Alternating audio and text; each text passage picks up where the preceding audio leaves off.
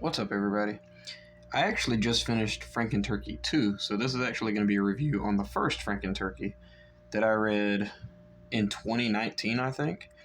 So my review is going to be a little rusty, but I looked at my review on Instagram, and it brought back a little bit of what I remembered about it. I'm going to try not to mention Frankenturkey 2 much in this review because I plan on doing a separate review for it right after this.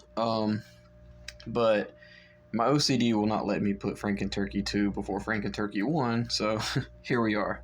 We'll start with the cover art. So, fun fact, when I was in middle school, I actually seen both of these books when I was a kid in our public library, and I really wanted to read them.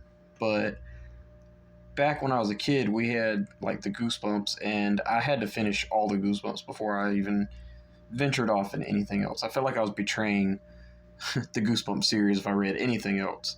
That's honestly how it felt. So I do remember seeing this, and it's great to read this as an adult. We'll start with the cover art. I absolutely love it. It's very iconic. This is actually one of the more iconic covers that I can just look and think back to being a kid. And it's really amazing. The tagline says, "Look who's coming to Thanksgiving dinner." And the back tagline says, "It's not Grandma." I don't like the color of the orange over the brown because you can barely see it on the phone. But yeah. The story itself starts off with Kyle and Annie.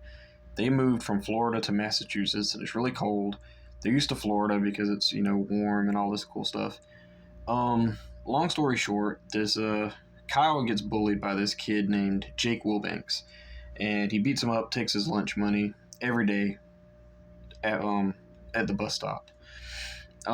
His mom works at the school, so she's actually doing a play for like the Pilgrims and the Indians and stuff. And they decide to get a turkey, I think, to be in the play and to raise so they can cook and eat it. And the kids end up like naming this turkey and growing like a special bond with him, and they name him Gobbledygook. All right, and so basically what this story turns into is these kids not wanting this turkey to get killed and eaten. So they decide to make another turkey. That way the parents can like see outside and see like, oh, that's a different turkey. So they can eat that one.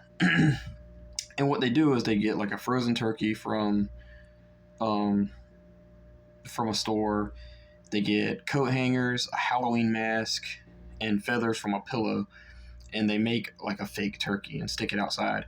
That way they can keep this other turkey.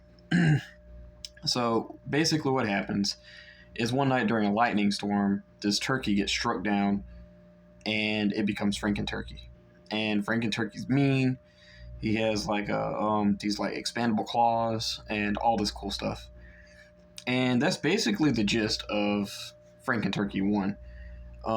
That's not without giving anything too much away. I enjoyed the first Frankenturkey so much. It's like one of my favorite books in the series.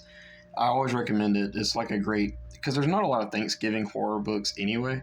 So Frankenturkey 1 is just amazing. And I can honestly say it's like one of my favorite books ever. Like, I could recommend it. It's silly, it's goofy, it doesn't take itself seriously. The ending is absolutely perfect. It does take a little while for it to get going, and it's a little slow in the beginning, but once it actually starts getting going, it's really fun. It's really festive. Love it. The ending is perfect in this book, and I'll say one thing and keep it very brief. It should have stopped at this one. The second one shouldn't have never happened. So yeah, I'm just gonna say that, and then I'll review the second one coming up. Like I said, this is gonna be a really brief review because this isn't really fresh in my mind. This is, I read this in 2019. That's what, 4 years ago, 5 years ago. I think I could be wrong. Could have been like 2 years ago. My memory's just not that great, but I do remember this is a really great book. I do recommend this one. If you ever pick out a Bone Chillers book and you want to find something festive like I do for Thanksgiving, Christmas, or whatever, go with this one for Thanksgiving. I absolutely love it. It's one of the best.